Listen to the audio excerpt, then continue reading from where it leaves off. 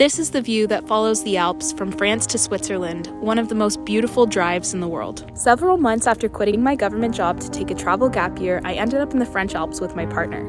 On the morning of a snowstorm we didn't plan for, amidst road closures, ice warnings, and a faulty set of snow tires, we had a choice.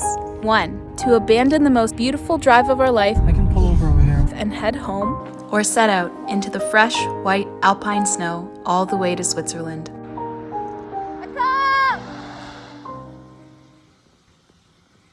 Good morning, YouTube!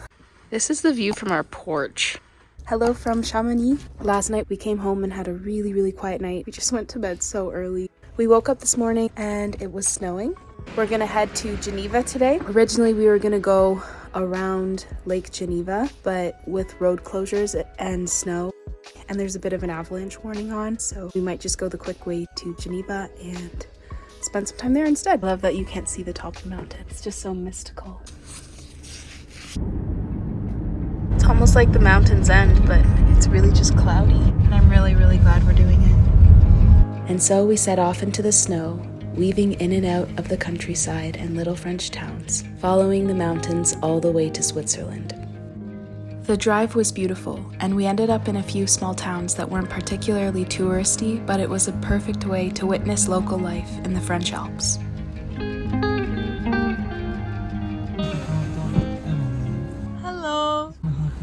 He's gonna come in. Silly. Get out of my car. We stopped in a small town called Taninges for coffee, a little river town with cute houses and a good mountain view. It's not that good. Everyone in France makes coffee with these coffee machines where you push whether or not you want an Americano or an espresso. It's just not the same. Man. At least the view is nice. The French Alps is one of the most beautiful places in the world, but when it comes to beauty, there's more to the story. The most beautiful place in the world comes from a feeling inside of you. It's not just a physical place. Do I feel at home in the landscape? Are there people here that are near and dear to my heart? Do I feel like the best version of myself in this place? Does this place or experience evoke nostalgia? Oh, this is beautiful. Wow, it's just like in the pictures. As I sit here editing this video in my hometown, romanticizing the most beautiful drive of my life, I can't help but realize one day I'll romanticize this moment too, of a quiet, mundane Saturday morning in the suburbs, where I have access to old friends, close family, and the forest I grew up beside. The French Alps were one of the most magnificent things I've ever seen in my life.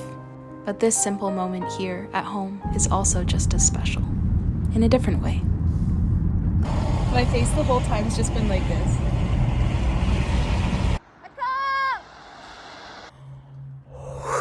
You can't see it at all.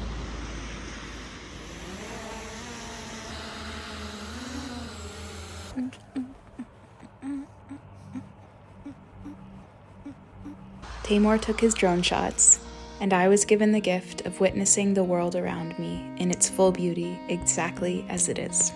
By the afternoon we were tired, hungry, and ready to get to Geneva, but we still had a few hours left of windy roads, alpine lakes, and the most fresh snow in the world. And so, in the fading afternoon light, we set off once again, eyes wide at the world around us and hearts full of gratitude.